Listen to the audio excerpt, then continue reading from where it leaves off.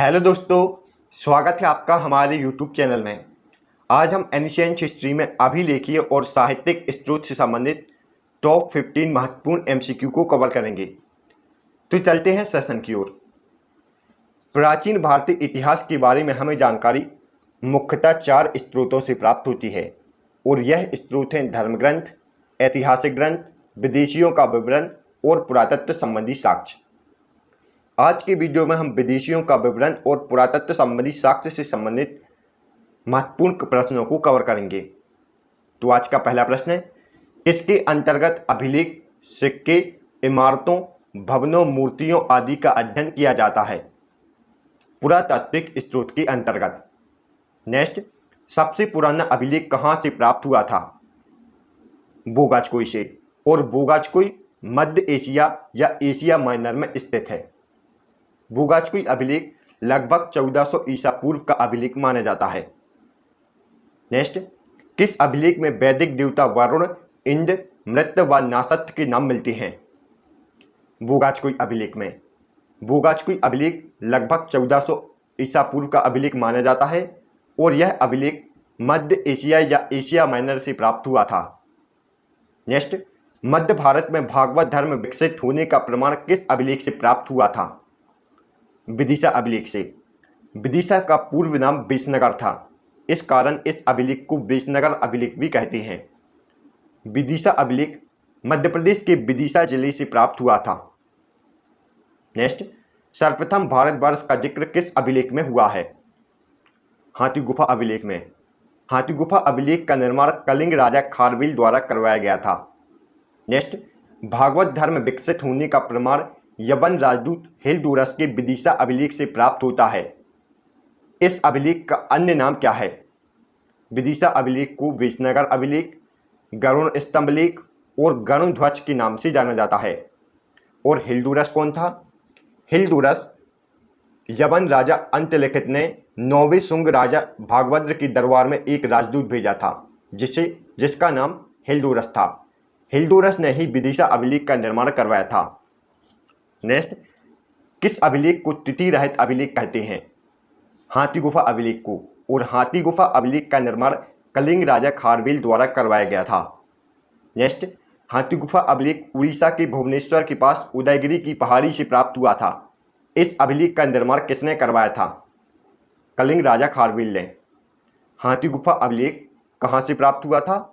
उड़ीसा के भुवनेश्वर के पास उदयगिरी की पहाड़ी से।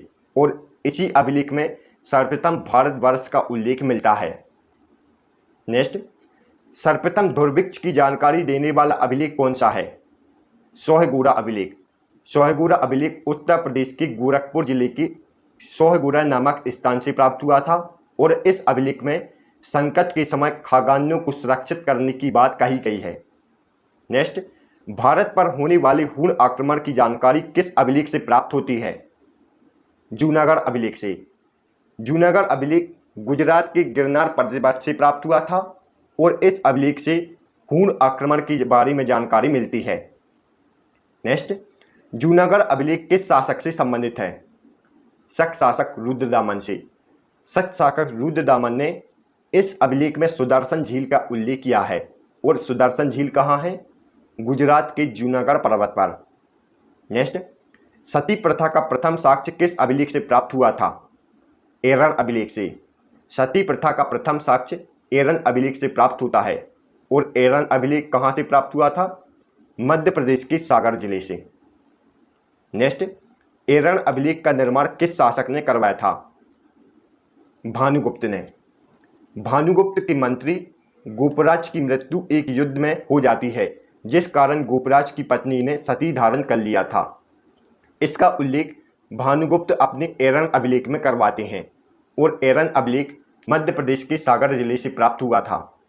नेक्स्ट, मंदसौर अभिलेख रेशम बुनकरों की सीढ़ियों की जानकारी देता है। इस अभिलेख का निर्माण किसने करवाया था? मालवा नरेश यशुवर्मन ने।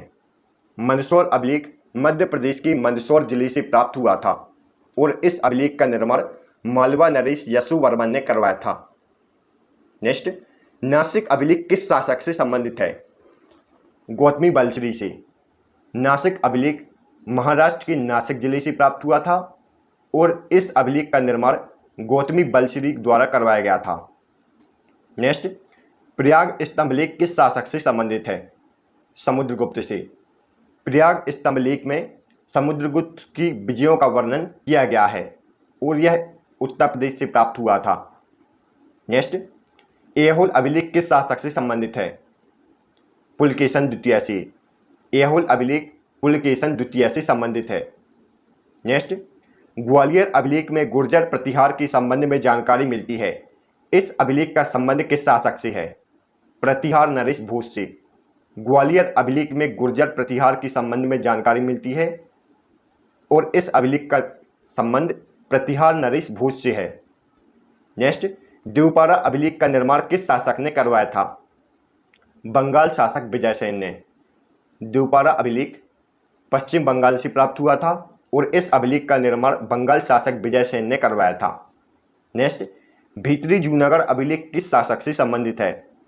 स्कंदगुप्त से और यह अभिलेख गुजरात के जूनागढ़ पर्वत से प्राप्त हुआ था। नेक्स्ट, आरंभिक अभिलेख किस लिपि में लिखे गए थे? प्राकृतिक लिपि में। जो प्रारंभ में अभिलेख लिखी जाती थी उनकी लिपि प्राकृतिक थी। नेक्स्ट, किस वंश के राजाओं का इतिहास उनके अभिलेखों पर आधारित है? सातवाहन वंश के राजाओं का। सातवाहन वंश के राजाओं का इतिहास उनके अभिलेखों पर आधारित है। नेक्स्ट, भारत में शिलालेख का प्रचलन किस शासक ने किया था? अशोक ने। भारत में सर्वप्रथम शिलालेख का प्रचलन अशोक द्वारा करवाया गया था। नेक्स्ट, भारत में प्राप्त अशोक की अभिलेख ज़्यादातर किस लिपि के हैं? ब्राह्मी लिपि के। अशोक ने अपनी ज़्यादातर अभिलेख ब्राह्मी लिपि में लिखवाए थे। नेक्स्ट, अशोक की अभिलेख पढ़ने में पहली बार सफलता किसने प्राप्त की थी? जेम्स प्रिंसेप ने।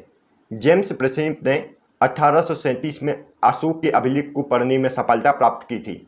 और अशोक की अभिलेख को सबसे पहले किसने खोजा था? अशोक के अभिलेख को सबसे पहले 1750 में पादेंदी फेनथिलर ने खोजा था। नेक्स्ट, अभिलेखों का अध्ययन क्या कहलाता है? एपिग्राफी। अभिलेखों के अध्ययन को एपिग्राफी कहते हैं। नेक्स्ट, टेशियस देश का राजवैद्य था जिसने भारत के संबंध में आश्चर्यजनक विवरण दिया था। टेशियस एक ईरानी राजवैद्य था जिसने भारत के संबंध में आश्चर्यजनक विवरण दिया था। नेक्स्ट, हिस्टोरिया पुस्तक की रचना किसने की थी? हेरोडोटस ने। और हेरोडोटस को इतिहास का पिता कहा जाता है। नेक्स्ट, मेगास्थनीज नामक राजदूत किसके दरबार में रहता था? चंद्रगुप्त मौर्य के दरबार में। सेल्यूकस निकेटर ने मेगास्थनीज नामक एक राजदूत चंद्रगुप्त मौर्य के दरबार में भेजा था और मेगास्थनीज ने इंडिका नामक पुस्तक की रचना की थी। नेक्स्ट, कौन से लेखक सिकंदर के साथ आए थे? निरियाकस, एंटिसिक्रेटस और ऑस्टोबुलस। यह सभी सिकंदर के साथ आए थे। नेक्स्ट, मेगास्थनीज सेल्यूकस निकेटर का राजदूत था। यह किसके दरबार में रहता था? चंद्रगुप्त मौर्य के दरबार में। नेक्स्ट, इंडिका पुस्तक की रचना किसने की थी? मेगास्थनीज ने। इंडिका पुस्तक में मौर्यकालीन शासन व्यवस्था के बारे में हमें जानकारी मिलती है। नेक्स्ट, डायमेकस सीरियस नरेश एंटियोकस का राजदूत था। यह किसके दरबार में आया था? बिंदुसार के। डायमेकस सीरियस नरेश एंटियोकस का राजदूत था जो बिंदुसार के दरबार में आया था। नेक्स्ट, डायनुकस मिस्र नरेश टॉलमी फिलेडेल्फस का राजदूत था। यह किसके दरबार में आया था? अशोक। डायनोसियस मिस्र नरेश टॉलमी फिलेडेल्फस का राजदूत था जो अशोक के दरबार में आया था। नेक्स्ट क्वेश्चन, प्रथम शताब्दी में नेचुरल हिस्ट्री नामक पुस्तक किसने लिखी थी? प्लिनी ने। प्लिनी ने प्रथम शताब्दी में नेचुरल हिस्ट्री नामक पुस्तक लिखी थी। नेक्स्ट क्वेश्चन, द्वितीय शताब्दी में भारत का भूगोल नामक पुस्तक किसने लिखी? टॉलमी ने। टॉलमी ने भारत का भूगोल और प्लिनी ने नेचुरल हिस्ट्री नामक पुस्तक लिखी थी। नेक्स्ट, पेरिप्लस ऑफ द इरिथियन सी के लेखक कौन थे? इसके अज्ञात लेखक थे जिनका अभी तक पता नहीं चल पाया है। पेरिप्लस ऑफ द इरिथियन सी के लेखक अज्ञात हैं और यह प्रथम शताब्दी में हिंद महासागर की यात्रा पर आए थे। नेक्स्ट, फाहियान एक चीनी यात्री था। यह किसके काल में आया था?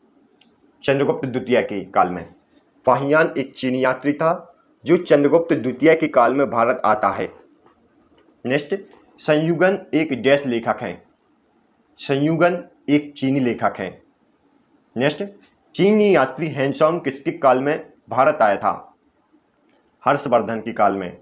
और हर्षवर्धन का यात्रा वृत्तांत सीयूकी नाम से प्रसिद्ध है। नेक्स्ट, चीनी यात्री हेनसोंग का भ्रमण वृत्तांत किस नाम से प्रसिद्ध है? सीयूकी नाम से। और हेनसोंग किस काल में भारत आया था? हर्षवर्धन के काल में। नेक्स्ट, इत्सिंग 7वीं शताब्दी के अंत में भारत आया था। यह कहाँ का लेखक था? चीनी लेखक। इत्सिंग एक चीनी लेखक था जो 7वीं शताब्दी के अंत में भारत आता है।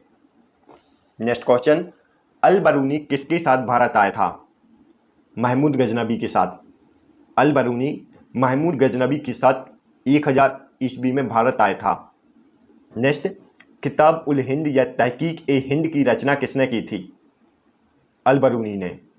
और किताब उल हिंद के बारे में हमें जानकारी, किताब उल हिंद से हमें महमूद गजनबी के इतिहास के बारे में जानकारी मिलती है। नेक्स्ट, इब्न बतूता एक मोरक्को यात्री था। यह किसके काल में भारत आया था? मोहम्मद बिन तुगलक के काल में। मोरक्को यात्री इब्न बतूता मोहम्मद बिन तुगलक के काल में भारत आया था और मोहम्मद बिन तुगलक ने इसे दिल्ली का काजी भी नियुक्त किया था। नेक्स्ट, रहला नामक पुस्तक की रचना किसने की? मोरक्को यात्री इब्न बतूता ने। नेक्स्ट, कंग्यूर और टंग्यूर नामक ग्रंथ की रचना किसने की थी? तारानाथ ने। कंग्यूर और टंग्यूर ग्रंथ की रचना तिब्बती लेखक तारानाथ ने की थी। नेक्स्ट, कौन सा यात्री 13वीं शताब्दी के अंत में पांच देश की यात्रा करने आया था? Marco Polo. मार्को पोलो 13वीं शताब्दी के अंत में पांच देश की यात्रा करने आता है। नेक्स्ट, अष्टाध्यायी की रचना किसने की थी? पाणिनि ने। और अष्टाध्यायी संस्कृत व्याकरण का प्रथम ग्रंथ माना जाता है। नेक्स्ट, चचनामा पुस्तक अरबी भाषा में अली अहमद द्वारा लिखी गई थी। इस पुस्तक में किसका इतिहास वर्णित है? सिंध का इतिहास। चचनामा पुस्तक अली अहमद ने अरबी भाषा में लिखी थी और इस पुस्तक में सिंध का इतिहास वर्णित है। इस पुस्तक के द्वारा हमें राजा दाहिर और मोहम्मद बिन कासिम के इतिहास के बारे में जानकारी प्राप्त होती है। Thanks for watching. यदि आपको हमारी वीडियो पसंद आई हो तो प्लीज़ वीडियो को लाइक और चैनल को सब्सक्राइब जरूर करें। इससे हमें मोटिवेशन मिलता है। तो मिलते हैं नेक्स्ट वीडियो में। आप इस वीडियो से रिलेटेड PDF को हमारे टेलीग्राम ग्रुप से डाउनलोड कर सकते हैं जिसका लिंक डिस्क्रिप्शन में दिया हुआ है।